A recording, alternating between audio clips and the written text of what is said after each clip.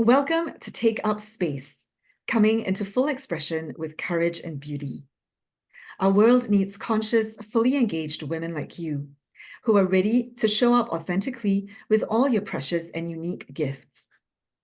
The antidote to toxic structures that seek to silence our voices is to be audaciously unapologetic and expressing your full radiance and beauty. And this summit offers a doorway of creative transformation to support you in stepping into your power. Be inspired by the gathering of courageous women leaders who are here to show you the way. Gain new perspectives and practical takeaways so that you can embrace the full spectrum expression of the divine feminine in a way that is uniquely aligned to you. I'm your host for this event, Irene Chong, and today I'm excited to present Dawn DelVecchio, who'll be sharing more on riding the dragon, divine feminine equanimity in times of change. For more than 38 years, Dawn DelVecchio, MA, has walked the path of priestess in devotion to the divine feminine. She's committed to spiritual and practical service in the world through retreats, online courses, and free offerings. Dawn is the host of the highly successful Return of the Priestess Annual Summit, the lineage bearer of the MotherSpirit Priestess line, and the author of the Amazon #1 best-selling book for women in business, Spirit, Mind, and Money. Dawn is dedicated to her role as priestess and ascension guide, serving women who choose to hold the light of love in these times. Thank you, Dawn, for being here with us today. I'm struck by the nearly 4 decades of work and devotional offerings that you've dedicated your life to. And it is such a true honor to be in the presence of one who has such a wealth of experience and wisdom to share. And that's why I'd like to begin by asking about your personal story. And this is a question that I ask every speaker. What was your biggest challenge around expressing your truth? And what enabled you to courageously show up in your full authenticity? Thank you, Irene. It's lovely to be here with you. Thank you for the beautiful introduction. And yeah, wow, that's a loaded question in a way. And I would say in the short answer is it was a journey more than a single event. But if I had to point to one particular event, or a particular, like one of those watershed moments when the penny drops, and I know that I can't keep going the way I'm going, it was in 2016. Now, I'd already had years doing priestess work, but I was doing business coaching and consulting. And before that, I had spent years in the martial arts, and then I was a professional writer. I wasn't actually stepping into my sacred feminine leadership or my priestess leadership. And I was invited to speak and present at an event in Bali, a very activating place for many women, I would say, maybe many brothers too, I don't know. So I was talking about, sacred business and money, basically, and, building your business, that sort of thing. And I met many women there who were calling themselves priestesses, and some were young women, who just were really beautiful and lovely and young. And I didn't even know that priestess was like a thing. I didn't really even know that. So I'd been sort of hiding out in other people's tribes. And that's a signature, astrologically speaking. You can see that in my chart, because I don't think I had told you that, but I'm also an evolutionary astrologer, which is a key piece of the service that I provide. So astrologically speaking, it was clear that one of my wounds was not being able to stand up and shine my own light and hiding in other people's groups and other people's tribes. And this was the moment where it became painfully clear that what I was doing was off track. It wasn't aligned with my highest joy, and that I actually was the priestess leader that Divine Mother was calling, not just me, obviously, but that was my calling. That was my true calling. So then it was a process of a number of years of really shedding old conditioning, a lot of prayer, a lot of devotion, a lot of refocusing my energies and my business in the direction of what felt aligned. And of course, as is always the case, when you line up with your soul's intention, doors open. And that's what happened. I began to be able to work with clients I felt more aligned with, and began doing retreats and getting lots of signs from the universe that this was my path. So that helped me step into my authenticity. Now, again, there have been more, like, I'd say, initiatory gates between then and now that got me more and more aligned with my courage, my willingness to take up space, my willingness to speak my voice and my truth, to the point where, where today, where we meet together in this beautiful container. Beautiful. Thank you for sharing your story. And yes, I didn't know that about you. It's so interesting to hear that even though you have been doing this work for such a long time, there was still that next phase of visibility that you needed to step into. That, you just reminded me that this is really a journey that we're all on. You never reach the point where you're there, right? You continue to expand and grow and evolve. So thank you so much for that. I consider it quite a vulnerable share because you've already been so successful in your work. And yet there was also this self-awareness that, hey, you needed to be doing something that was really more aligned and on track for you. And then to have the courage to step into that larger container. I also appreciate what you shared about your journey around claiming the role of priestess. I resonate with that because, as you say, even the word itself is quite loaded. And I imagine that back then in 2016, there wasn't, there may have been some distorted narratives around priestess. I mean, around women in general, because so much is centered on how we look physically, right? And you were talking about, the priestess archetype, it does have a certain physical look to it. So I imagine that, the pressure to conform, to look a certain way, to fit into so-called parameters or criteria, versus trusting your inner knowing and following the light and allowing yourself to be led from that instead of being pressured by external forces. Yeah, so I really appreciate hearing your share on that.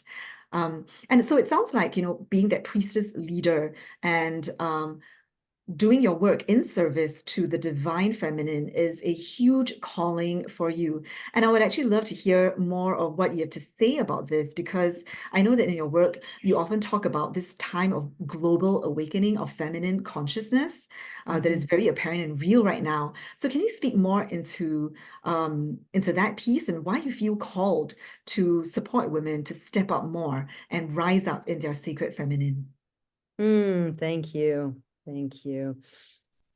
Yeah, I want to first acknowledge also the thing about the sort of look, and it's interesting because that was one of because the lower mind or the ego mind will tell us all kinds of stories about why we shouldn't step up and take more space, and that could be anything from get burned, people won't believe you, they'll make fun of you. There's all kinds of things that ego tells us that keeps us small, that wants to keep us small. This is an issue that's for many women and probably men too.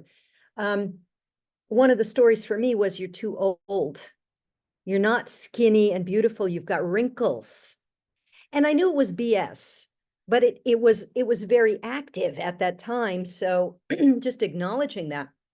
Okay, so that's one piece. I just wanted to address that because I think it's an important thing, and I think it's I feel that I want to share that message with everyone who watches this, that your mind, I would say the lower mind or the ego mind, is going to tell you stories about why you shouldn't take up space.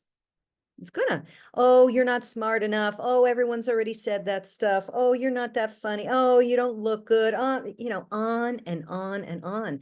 And we really have to come to a point where our higher self, this part of us that's aligned with our soul, our sacred divinity, and the guidance we're receiving from Divine Mother, the goddess, higher self, whatever you want to say, becomes the stronger voice. And when we have to say, yeah, thank you, ego, for sharing, and now get behind me.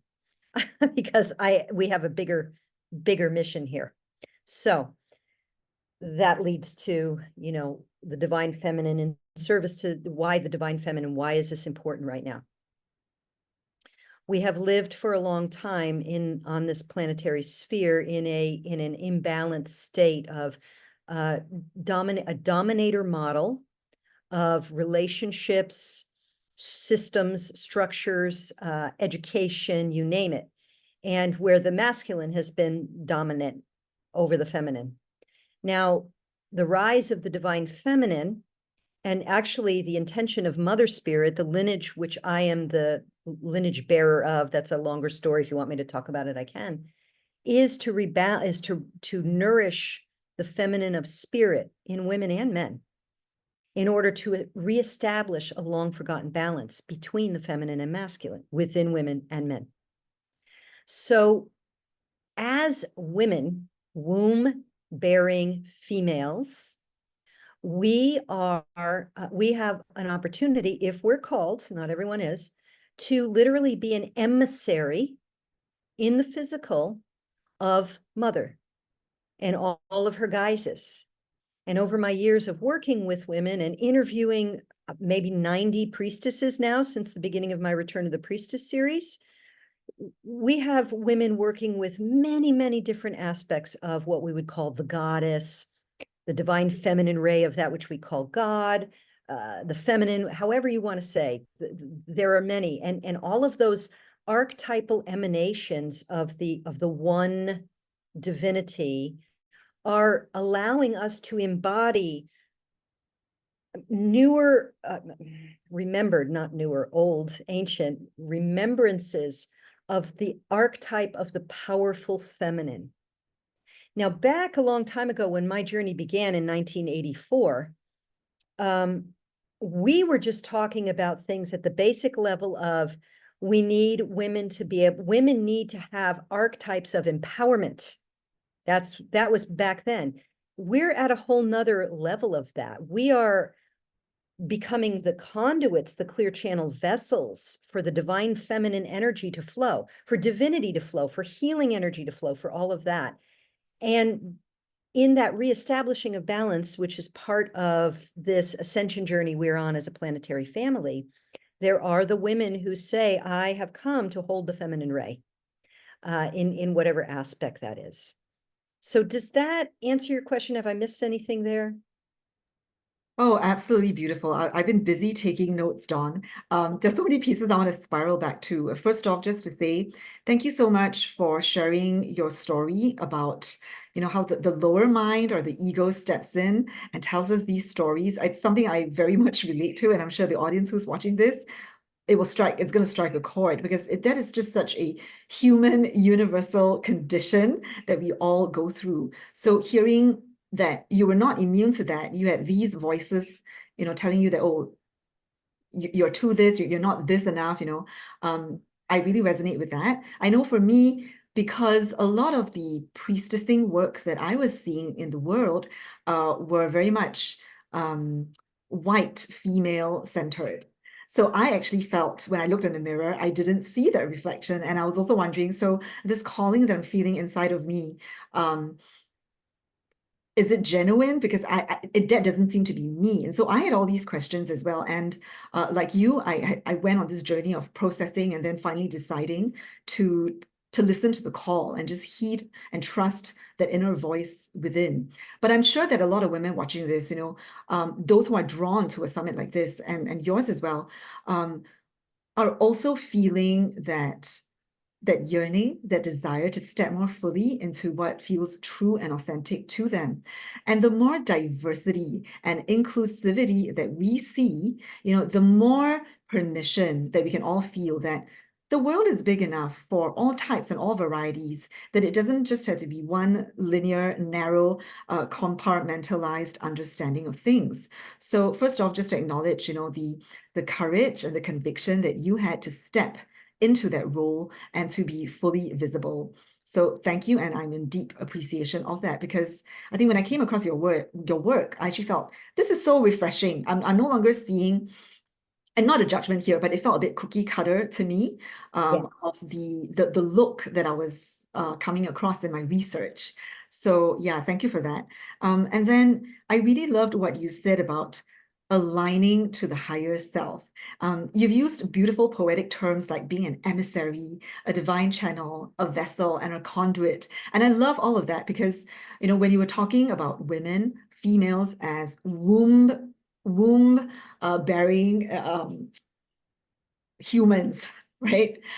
There's that idea of, yeah, we are a chalice, a sacred vessel. So I would love to hear you speak more into that and link it to the idea of the powerful feminine that you mentioned towards the end of your share.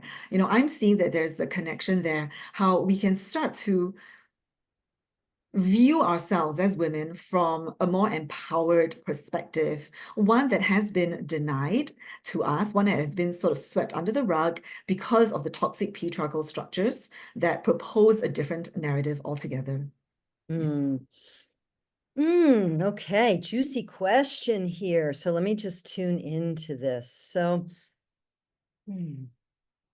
I believe everyone has the power to attune themselves to become this vessel, this conduit for divine love light to flow through us.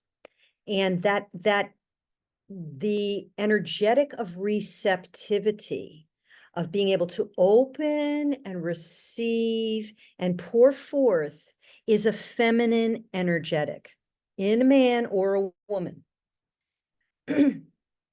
So because mother, capital M, mother, not our physical moms, the great mother, there's Mother Divine and Mother Earth, and there's goddesses, the archetypal energies run the gamut from the compassionate, merciful Kuan Yin and Tara to Sekhmet and Pele and other, fiery warrior type goddesses.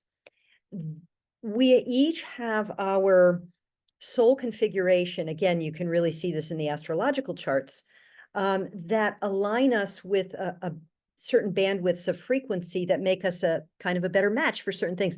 It's just like anything, you may have come in wired with great gifts as a tennis player, or I was a martial artist for years, and then I was a synchronized swimmer as a kid. Others, the painting or arts or whatever, we're all wired for to bring forward gifts. Well, I would argue that we also have resonance that allows us to be a better conduit, let's say, for certain frequencies. Like Mother Mary is coming for a lot of people right now. She holds the energetic of presence, of great compassion, and many are called to her. Then we have, the African tradition of the Orishas, and there's just so many for us to connect in with. But that energetic of becoming the conduit, the vessel is it's essentially a kind of feminine quality. And then we do need to tap into it. We have to choose this. And it's not about creating an ego agenda of I'm going to position myself with a priestess brand and it's going to be this, that, and the other. It has to be guided. And this is the other thing. And I've spoken with many sister priestesses who are definitely getting this download now too. Those of us who have businesses, let's say, and teach, and we create courses and content, and it gets very creative and juicy, that it's essential now that we wait for the guidance and the inspiration and not just get an idea in our head and then try and force it through. So there's a level of sort of patience and waiting in receptivity, which is not unlike a pregnant mama. You're like, I wonder what the baby's going to look like. You get all excited about that, or maybe, you're at quote unquote term and there's no contractions yet. There's no Braxton Hicks. There's no nothing. And you're like, when's the baby going to come? You can't force the baby out, although patriarchal obstetrics have certainly circumvented that. But the truth is that we wait until the baby is ready to come out. We wait with patient receptivity. Sometimes we're scrubbing the floorboards and cleaning the temple in preparation. But I feel like that's a piece of this, right? Especially for anyone who wants to really step up and fully shine their light in the form of a business or some kind of leadership. When we act without truly the inspiration, when we just use the mind, I got an idea and then I go for it. That's purely the masculine. We wait, we receive, we feel the inspiration, we begin to see all the greater context, the interconnected connections of possibility. And then we apply the masculine aspects of ourselves, the drive to create, to whatever the steps are that need to be taken to bring it into form. Does that answer your question? Absolutely. And it was such a wise transmission. I really appreciate how you spoke into that quality of receptivity as power, because that completely, it's almost like it blows people's minds when they hear of this, because so often power is defined according to very masculine terms. It's about pushing, doing, achieving, arriving. But everything that you spoke about, it completely changes and shifts the perspective. Because, again, right, the feminine as power, that was really the question that I was asking you to speak into. And you answered it so beautifully by highlighting that quality of surrender, patient receptivity. I love how there's this acknowledgement, because you mentioned we are vessels, we are conduits. I feel that the toxic masculine approach has been very lower ego centered, where it's I am doing this, I have achieved such and such, look at me. But with this divine feminine that you're presencing, it's very much about acknowledging that we are in service to something larger. And what a privilege and an honor and a joyful blessing it is to be that emissary, to help, bring down the light, bring it forth and share. I really Yes. appreciate what you said about waiting. And the term that I like to use is divine right timing. I think a lot of the times there can be this pressure, this challenge that where we feel that, oh, we need to come up with more and to do more. And that is symptomatic of the problems that we're seeing in the world today, where, from a very consumerist, materialistic perspective, right? The idea of, oh, the economy, we need to keep growing and growing and growing, but at what cost and to what extent? So this Yes. rebalance that you're talking about, I'm sensing into how the divine feminine as power, the power that is needed is actually one of surrender and trust, of waiting until we receive the right guidance versus forcing and pushing. So that was really beautiful. And I feel that it deserves special emphasis here, because the feminine is very much about being and the masculine is doing. And we need both, but it's just because there is this imbalance. So I feel that you're really speaking into why the awakening of feminine consciousness is so important. The more of us that step up and shift away from the old paradigm of doing things and speak up and stand courageously for what will help to redress the imbalance. I think, so much of it is needed in these times now. So thank you for speaking into that. And it actually brings me to my next question, because the title of your topic is Riding the Dragon. And when I think of dragon, I think of power. So since we're on this topic of power and divine feminine power and consciousness especially, can you speak more to what you mean by dragons? I'm getting that there's a powerful transmission that wants to come through here. So yeah, please share your take on this. Okay. Actually, I can feel the dragons here with me now, and the Nagas, which are the serpent teacher beings, ancient beings. So the dragons, the dragon beings, they're not in our physical realm. They're in a different dimension, and they are energetic guardians of Earth. And they have sort of reawakened from stasis, perhaps we can describe it that way. I think sometimes it's hard for us in our linear, very 3D brains here to completely understand or understand this. So let's just say they've awoken from stasis to work with certain people who have assigned that for themselves at a soul level, to help reconstitute the grids of Earth, the stargates of Earth, and to bring back the ancient wisdom teachings of our ancient origins to the human consciousness. So that's one level of that. Now here, where we are residing in Southeast Asia, there's an ancient lineage called the Nagas, and the Nagas are a little bit different. I'm wearing my Naga pendant here. This one's from the country of Laos. But Thailand, of course, is really big with this too, and Vietnam as well. Well, Vietnam's more the dragons. So these, again, they're the ancient teacher beings. They hold the wisdom and the knowledge of our true nature as divine creator beings. And so when we tap their energy, we are able to access our multidimensional abilities in a better way, in a stronger way, I could say, not a better way, but and work with them, especially those of us who are part of our work is grid work and Stargate clearing, which is one of the things I've been doing here in southern Thailand at the moment. So now that's one piece. The next piece is that we are in the year of the dragon, as I'm sure you know. And so the dragon is about power. There are many different aspects of that, but I see this as the opening of the portal between the dimensions for more people to have access to the wisdom of the ancient ones, who were the dragons, the serpent beings, the Nagas. And then we have the next piece, which is, what does this mean, riding the dragon, divine feminine equanimity? So, and we talked about this before we started recording, but the goddess Kuan Yin, who is a goddess of mercy and compassion, she's an ascended master. In Thai, by the way, I don't know if you know, but she's called Kuan Im. And we've seen, she's around a lot. You see her a lot. You see her a lot all over the region. And one of the ways we see her show up is she's standing on a writhing dragon flying through the sky. And yet she is standing in perfect peace and equanimity.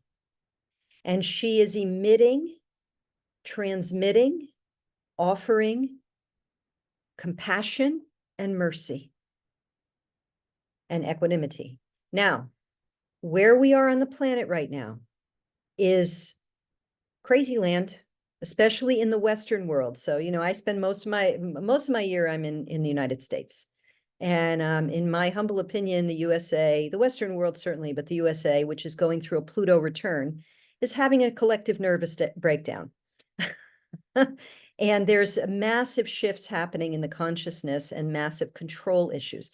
And that's happening across the world because we are in an ascension cycle. And so that means that all of those, small group that they are, who have benefited from the deep state of unconsciousness of humanity on its knees, thinking we're nothing, we're just little people, we're nobody, not recognizing our divine creator being self that we truly are.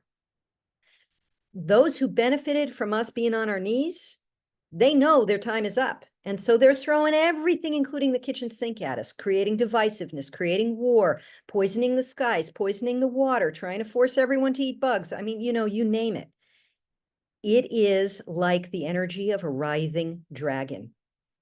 We saw it starting in more directly in 2020. We saw families divide over ideology. We see the flames of divisiveness being fanned at every turn. Again, more I see it in the Western world than here in the East, but part of that is because probably a language barrier, and also the Buddhist equanimity, right? The Buddhist equanimity of, live and let live, the middle path.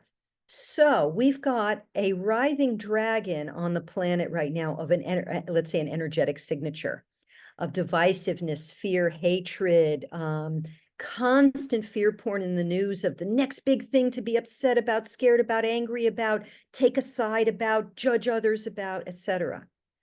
Who is willing to stand on top of the writhing dragon and say, I am above the battlefield. I choose not to engage in divisiveness. I will align with my highest divine self in order to emanate love, in order to be the compassion, to be the conduit for the mercy and the compassion and the patience, the equanimity that this world needs right now. So that's what I have to say about that. Wow, I can feel that powerful energy coming through. Thank you so much, because I feel, you've spoken first into that global awakening process that we're all collectively going through, not just in the West, but in the East as well. And it's so interesting that you brought up this idea that, in the US where you're based, things are falling to pieces. I can share from an Eastern perspective that things are going to pieces here as well, maybe in a different way. Maybe it's not as obvious, but you still have those hierarchical structures, political systems that are failing. Mm. Happening on a global scale. And, maybe there is a lot more noise and press in the West, because here things, there's a lot of censorship going on as well. But the people on the ground, they experience the challenges of having their voices oppressed and having rights and liberties taken away from them. We can talk more about this later, but I think what you're really pointing to is that this is a time of turmoil and tumult. How can we rise in our divine feminine consciousness and power to hold everything and not get embroiled in reactivity and division? I also very much appreciate how you called out that this dragon energy, on the one hand, the more negative or toxic elements of it, right? That inflammation, the toxic fires of violence and war and dissension. Then on the other hand, you also pointed out to this ancient wisdom teachings that the dragons carry. And so I would like for you to speak more into that to help our audience understand if they are new to this idea, the concept of a multi-dimensional being or energetic frequency that they can tap into. It is ancient, it is primordial. How can we tap into and connect more deeply with this energy so that, in your words, we can step into our true nature as creator beings? And just as a side note, right, we've spoken about women as womb carriers, which also alludes to how we have that power to create. So as creatrixes, I feel that there is a special connection that we as women may have with the dragons. And I would love to hear you speak more into that. Okay. Okay, so the first thing I wanted to share is that not everyone will feel aligned to connect with dragons. So this really addresses those who are feeling that, you trust what your excitement and your interest is. If you're like hearing this and you're like, oh yeah, that's interesting, but that's not my thing. Cool. We need starseed light workers, priestess light holder, light leaders in every array of the rainbow of the spectrum of all possibilities. So this really is addressed to those who feel they want to connect more with the dragon energy. So they're here. I'm just going to let them speak through me because I do some channeling. So let me just relax into that and let them come through.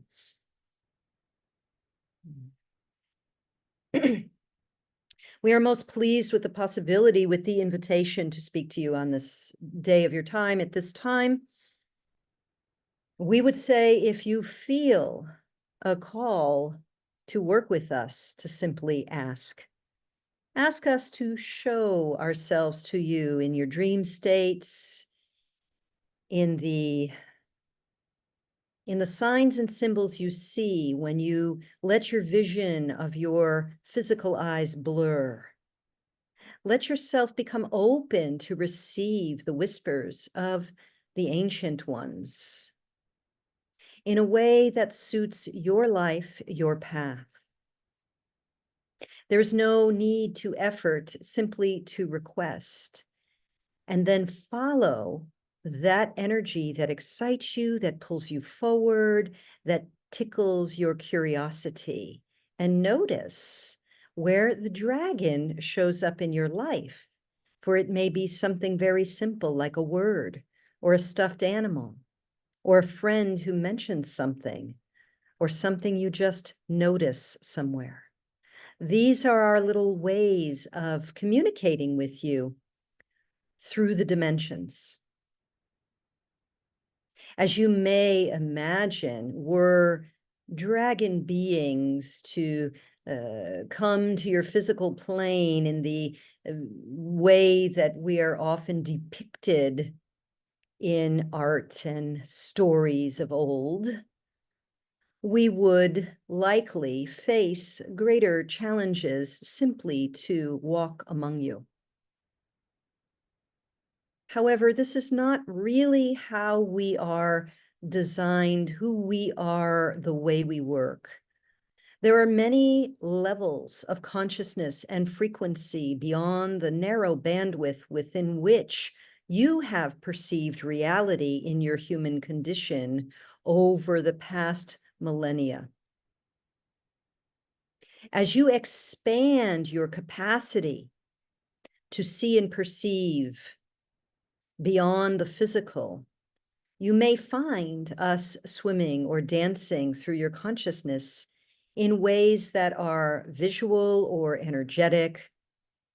You may hear us, you may feel the breeze in a certain way where it's as if the wings of dragons have passed you. Ultimately, we would like you to remember that there are many, many beings that work on, with, within, and beyond your Earth Gaia, supporting her ascension and holding bandwidths of frequency to support all of life on your Earth plane, to support human conscious awakening, to support Gaia's energetic upgrades, and to support the greater solar system and even the galaxy in an ever-expanding growth trajectory. We thank you for the opportunity to speak with you on this day, and we say again, if you feel the call to connect with our energies, simply call upon us and ask.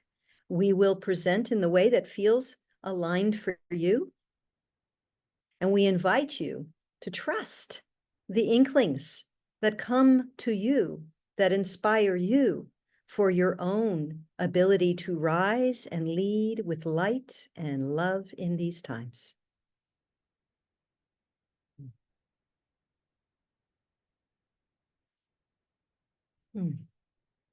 Thank you.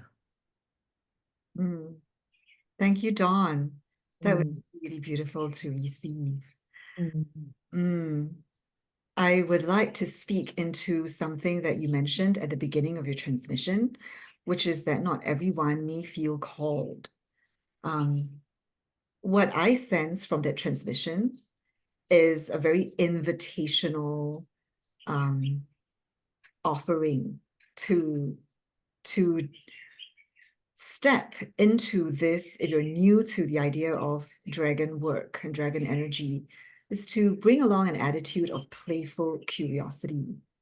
And in fact, as you were channeling, what I was really feeling into was a light, humorous energy that may seem quite different from the typical understanding of dragons. And, you know, as you're aware, right, dragons are featured across civilizations, across different cultures.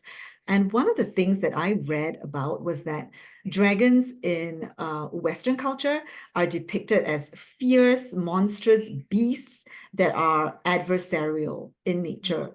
But in Eastern culture, dragons tend to be regarded as powerful allies. So you mentioned in Vietnam and in China as well, you know, dragons are seen as powerful beings that are here to support and help humanity.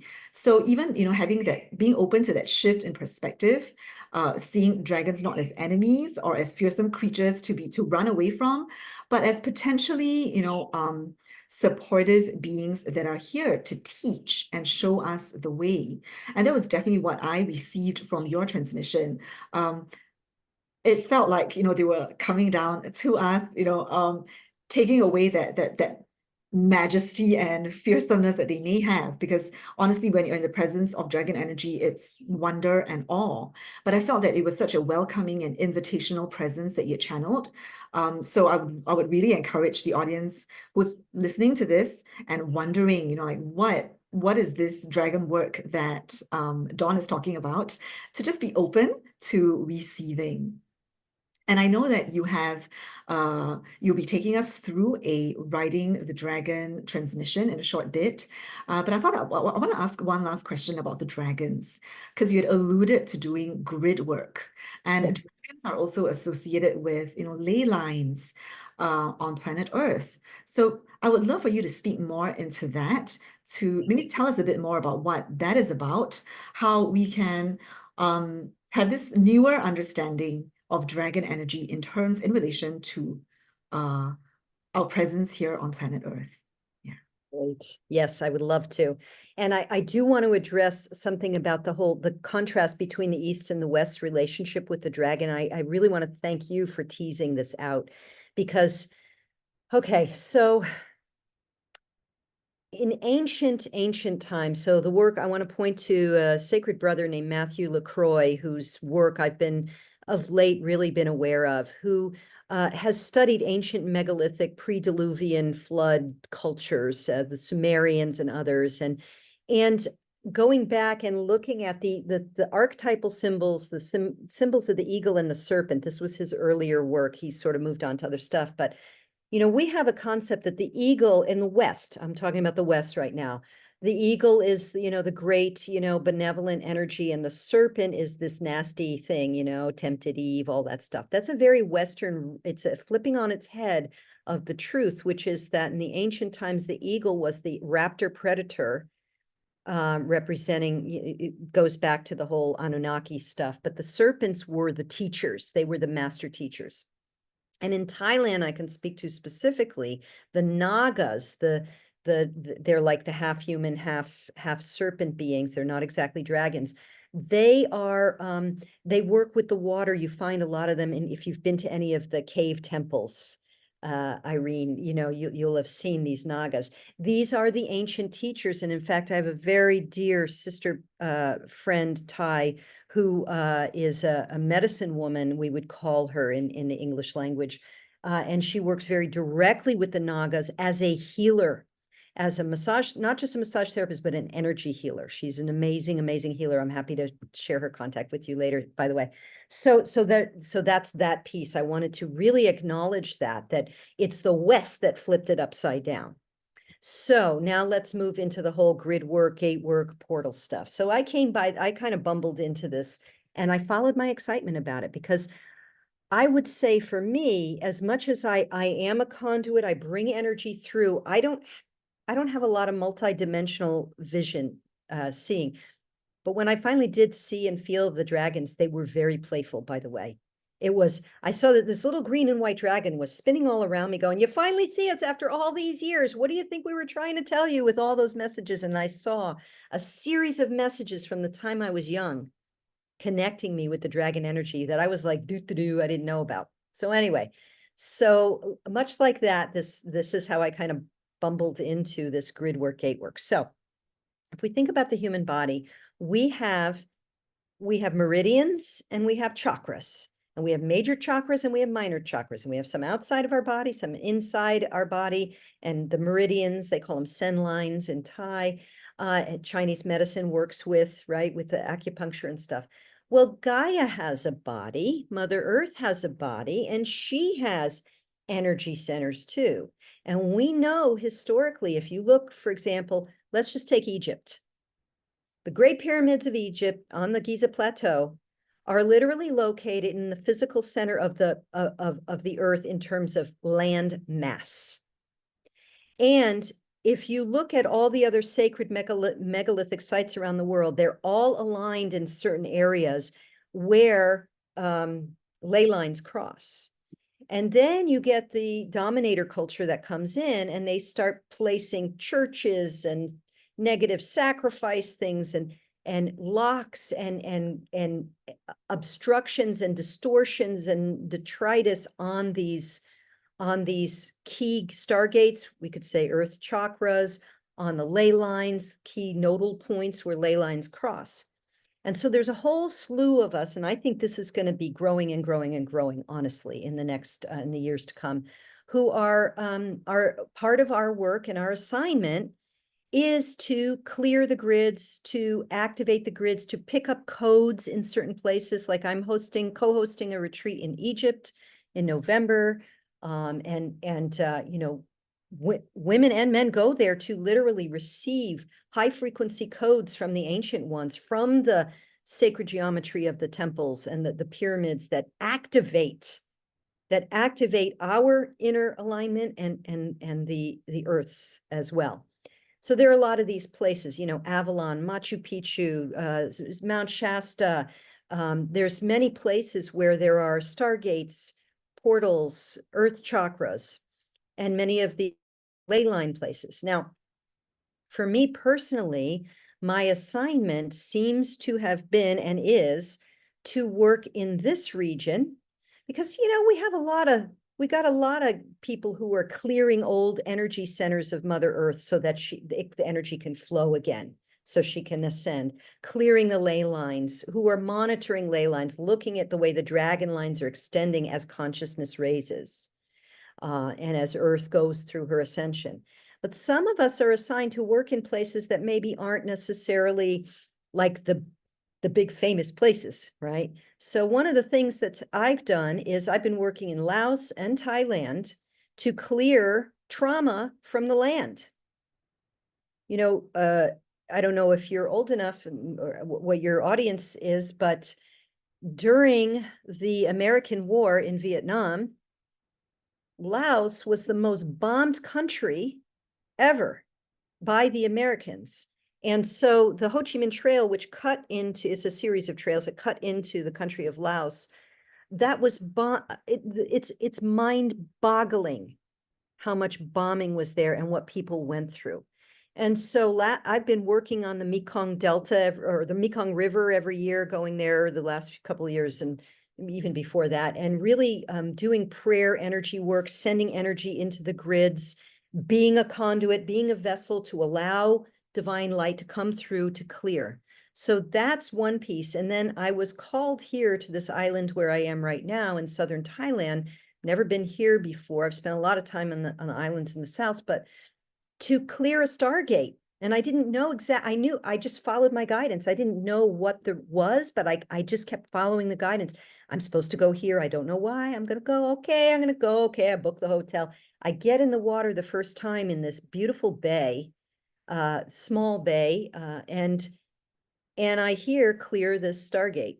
So I just start, literally going in the water every day for at least an hour and just speaking decrees, moving energy, holding my own, what we would call the Christ light field, the high frequency field, to allow myself to be the conduit for divine light to clear whatever detritus, whatever the old energy was. I don't have to know what it is. Some people may get that information. I don't, at least not yet. But just to clear it and reclaim it for Gaia so that this energetic plasma she's birthing from the crystalline core can come through for all of consciousness, for all of life. So, and this is an unfolding quote unquote assignment, a soul assignment that I agreed to. There are others who probably can speak a lot more almost scientifically about this than I can. But this is the guidance I'm receiving, and I'm just kind of following it as I go.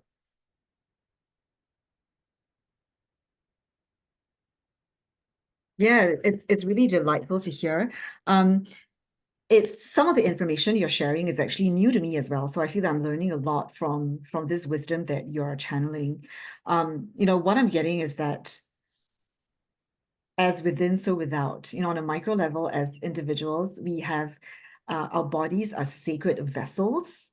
And just as we would want to clear blocks and stagnation and toxicity inside of us, we also want to do the same for Mother Earth. And it's about restoring that reverence where, instead of building structures on top or bombing the land and inflicting trauma, there's this piece around healing and restoration. I find it really interesting when you shared how, and you talk a little bit about the history, which I'm familiar with since I'm from Southeast Asia. So I grew up learning about the history. But it's really interesting how you shared, how the American War, when they came to Southeast Asia, and that was very much ideological, right? And the bombing that took place was when you think about the military, it's very masculine, right? And it's so interesting how now you, as a divine feminine emissary from the United States, feel this calling to come here and do your part as an individual and also in leading groups to heal and bring restoration back to the land.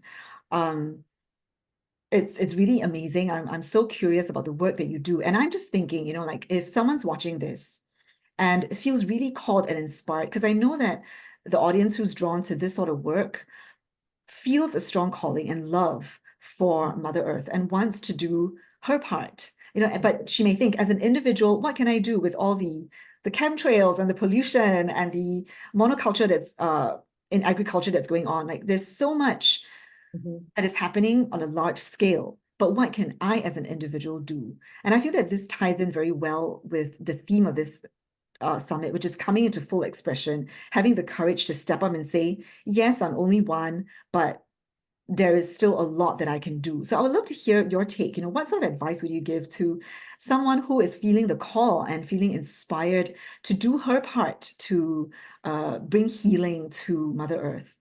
Yeah. Yeah. Well, just be open to what inspires you. And if you can literally, like, kind of like I did, like bumble into it, like, okay, I don't know what I'm doing, but I'm going to go put my feet on the earth. And I really encourage people, touch Gaia every day. If you're living in a cold country, go hug a tree in the middle of the winter and make sure you have your bare hands or some part of your body on her. Listen to her. She has so much to share with you. She can clean up her own energy. She can shrug us all off like fleas on a dog's back. Let's be clear on her power. She doesn't need us, but we need her. And so the more we attune ourselves to her and choose to work with her and support her, the more she knows us. She knows us. If you go touch her every day and say, I love you, Mama. I love you, Gaia. She knows you. And she will help to guide you and communicate with you as to how you can best serve her. Now, some people are very, very gifted in the material world. They know, how are we going to clean the waters? What are we going to do here? How we can do. They have those skills and abilities. Not all of us do. Not all of us are wired that way, because some of us came in literally to be the light leaders, to hold the spiritual frequencies that will call up, to raise up the frequency for even those who are working, in the down in the trenches, so to speak, of the 3D. So attuning to her, and knowing that even if you just go bumble outside, you put your feet on the earth and you go, I don't really know what I'm doing, but I just intend to open myself as a vessel and let divine God light, divine, or if there's a goddess you're working with, divine light come through me now. I intend it. My attention is fully on this, and I send it into the grids of earth for light activation and healing. And you just start there. Just do that. And then allow yourself also to receive from Gaia. Like, there's a lot of priestesses who teach different anchoring techniques to ground and center oneself, of course, myself included, but, receive from her. And again, you have to touch her for that. Go in a body of water, like a natural body of water, right? Touch the earth, hug the trees, kiss the trees, whatever feels aligned for you. I have one sister friend who lives in London, and, as many months as she can in the year during her work break, working in an office, a corporate thing, she walks barefoot in the park, and she's like, I don't care if other people look at me weird with my little business suit on and my barefoot feet, because I know what this does for me. Beautiful. Yeah, like I really love how easy it is for us to access. And what I'm hearing really is that intention and aspiration are really all that is needed. I also appreciate how you spoke into the recognition that each of us have different gifts. And once again, it's not about wanting to conform or feeling the pressure to be a certain way, to want to be something that is not us. Because coming into full expression is really about understanding our strengths, our gifts, and appreciating and then allowing them to flower and blossom. At the same time, also being able to appreciate what other people have to offer. So I really like that message of inclusivity that you brought in right there. Yeah. There's that old saying, be yourself, everyone else is taken. Exactly. Now, what I'm also hearing, though, is that it is possible for all of us in our different ways, regardless of what frequencies that we each carry, to align and come back to that. You were talking about this as a state of divine neutrality, to be like Kuan Yin riding the writhing dragon. So at this stage, I would love to invite you to take the space and guide us through an activation to help us access this part of our power and our courage and strength so that we can navigate our daily lives with greater ease and courage. Thank you. Okay, let us begin. I invite you all, if it's safe to do so, to close your eyes and to just begin with a few breaths, breathing at a pace that works for you. Letting the inhale be one of receptivity and the exhale be one of release. Releasing that which is not serving you in this now, known or unknown. Receiving the light codes being offered to you by your higher self, by the divine, divine mother, Mother Earth. All of the consciousness that is of high frequency coming to you now, receiving on the inhale and releasing what does not serve you to make more room for the higher frequencies to come in. Good. Now let us tune into the heart. So we're going to come into, drop your consciousness into your heart center, your heart chakra, the anahata, the unstruck, the green disc or wheel spinning at the center of your chest.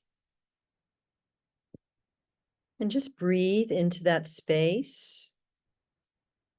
And the heart is a stargate as well. So what we want to do now is use the breath to open up that stargate at the front and the back of the body, using your attention and intention and imagination to make it so, opening.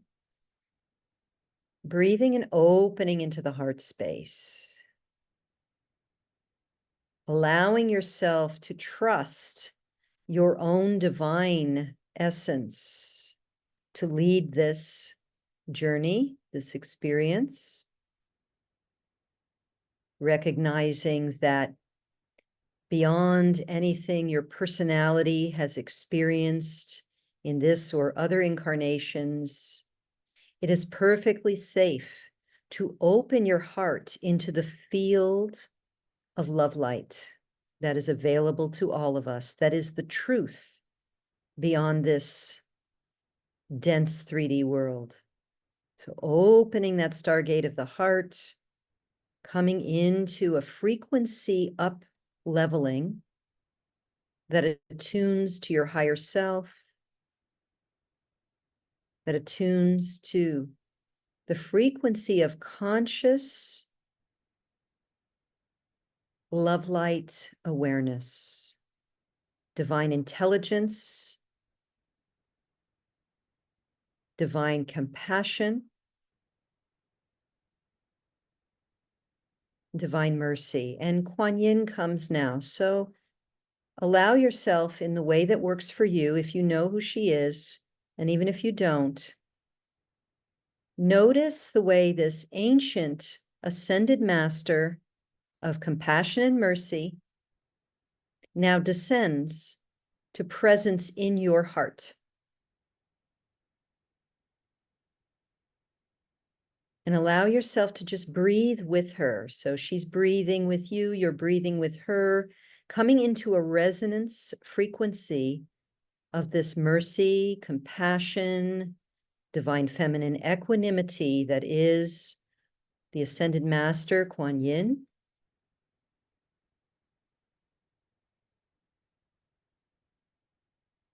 And feel the way her presence allows for more spaciousness and maybe even more opening into that heart. Unfolding, opening that stargate of the heart to be in receptivity for anything that she wants to share with you now.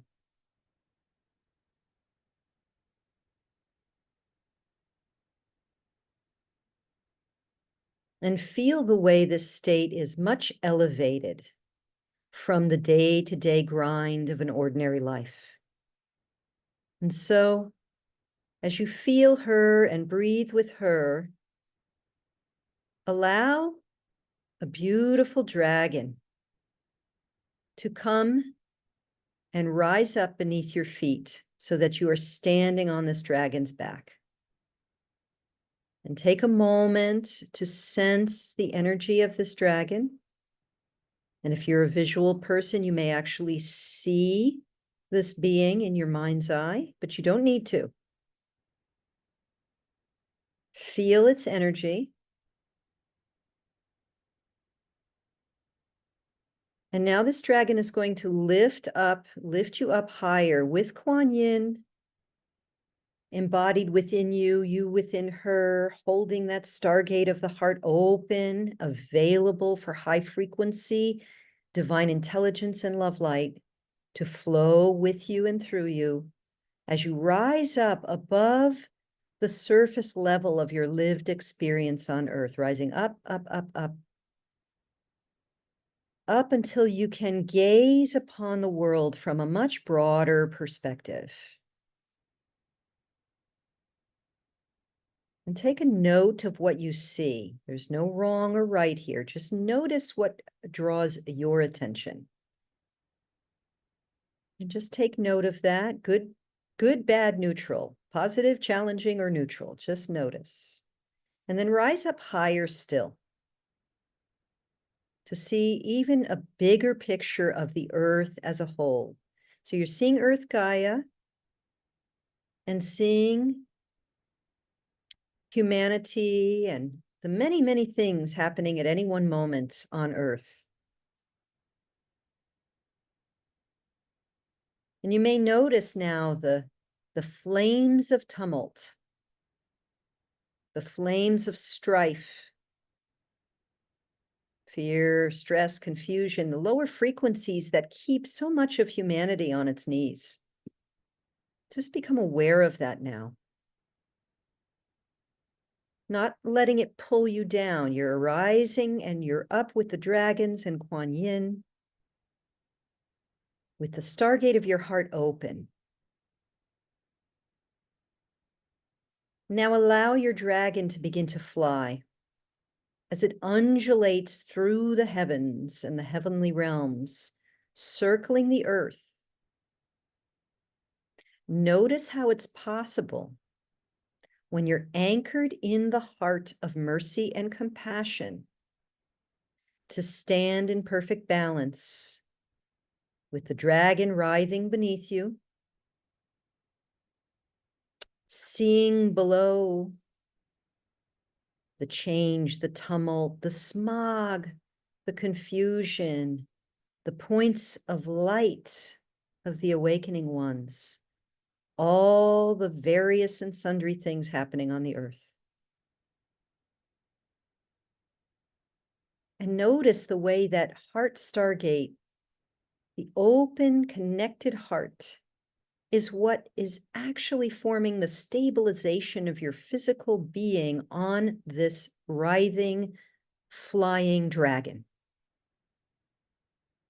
And just honor your capacity to hold a field of compassion, supported by, informed by Kuan Yin,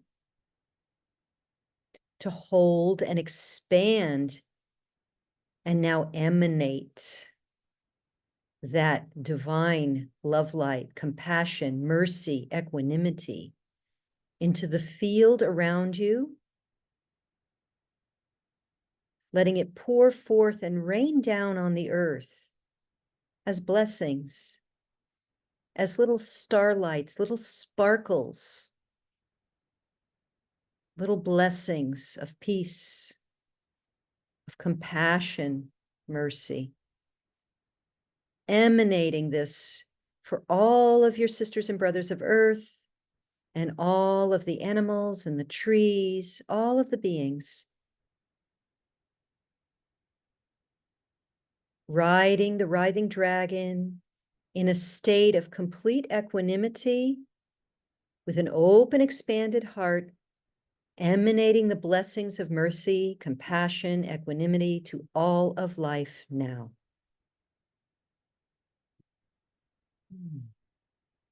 And just take a moment to stay in presence with this, feeling how it feels to gift the world with your love, the love flowing through you now.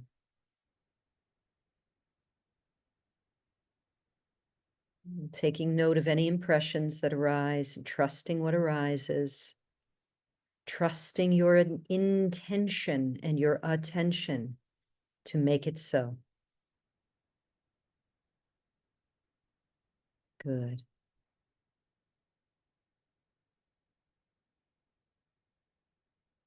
You are invited to return to this at any time. And for now, we are going to begin to come back down, and you'll notice the way the dragon is now descending back to where you were at the start of this journey. And you feel still the support of Kuan Yin who's with you. Maybe she's just standing behind you, or maybe merged with you or within your heart. However it works for you, there's no wrong way. Feeling her support, feeling the open stargate of the heart, feeling the divine intelligence and love light flowing through you as the dragon lands and alights ever so gently upon Earth Gaia's body. And taking a moment to give thanks now to Kuan Yin and the dragon, you step off and onto the earth, back to where you began your journey, in the seat you're sitting on, wherever you are in this now moment as you listen. Making your goodbyes, your thank yous, knowing you can return for another round of this journey whenever it feels good. And then focalizing your energy on your heart center again, this stargate of the heart. Knowing it's possible to increase or decrease the dial so that the gate opens or closes down a little bit, just like a lens on a camera. So you can just now adjust that stargate of the heart to the size that feels aligned for you right now, with the goal of keeping it open. You don't want to just shut it down completely unless you're in a situation where that feels like the right thing. We always want to have access to this stargate, heart stargate. This is where compassion, mercy, divine intelligence, love light lives. And so just tuning in to how that needs to feel for you right now, make it so. That's right, good. And take a nice, deep, vigorous breath into the body. And exhale, and as you exhale, wiggle your fingers and toes. We're coming back into the body, back into the room, back into present moment awareness, breathing in vigorously. Exhaling, and when you're ready, you can open your eyes, coming back into the room, fully awake and fully alert. Having blessed the world with your intentions. Thank you. Oh, wow, Dawn, that was such a treat. It was beautiful. I was taken on quite a journey, and I'm going to take a little while to land and come back, but that was such a beautiful, powerful journey. And thank you for gifting us with this activation. I feel that this is something that I want to keep coming back to because though I've connected with dragon energy before, this time around it felt quite different and quite special as well. So I would love to share my experience with you and give you some feedback on that incredible transmission that came through. Great. Yeah, so what was really interesting, the first thing I'd like to share is your focus on how the heart is a stargate and it's a portal. And this was really interesting for me because, you know, it's Stargate is quite a Star Trekky term. And it's one thing to try and wrap your mind around it, and it's another to feel into it. So for me, there was quite a visceral sense because you were specifically guiding us to connect with the dragons. And I never connected with the dragons from my heart portal before. So I could really feel into the multi-dimensionality, and there was this aha moment where it clicked, oh, that this is what a Stargate is, right? It's not some computer-generated visual effects, fancy thing that you see on TV. It's a very felt experience of, oh, you're shifting into another dimension. And, you spoke a lot about this idea of inner standing, this inner knowing that can be different from what we see reflected to us from the outside. And that felt to me that very similar to what a Stargate experience is, where here we are in a physical realm, talking, having a conversation, but once we tune in within, access this portal, suddenly we are transported to a different realm, a different consciousness altogether. So that was it was lovely to experience that. And then connecting with the dragons, this time around, it felt very interesting because it was very fishy and watery for me. And I thought, oh, I'm connecting with this elemental aspect that I hadn't quite familiarized myself with. So it felt beautiful, the whole undulations and that sensing that presence.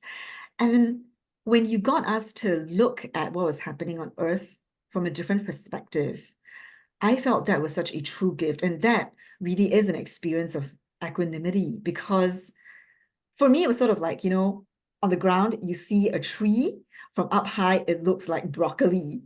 And there was this playful sense of, hey, the problems of this world, which may seem so huge and depressing, and there can be this sense of, a defeatist energy that we bring to life. But when viewed from this other dimension, it was almost as if the dragons were sort of nudging me to see, hey, it's not so bad. We're way bigger than that, and that our consciousness and our frequency can rise above all of that.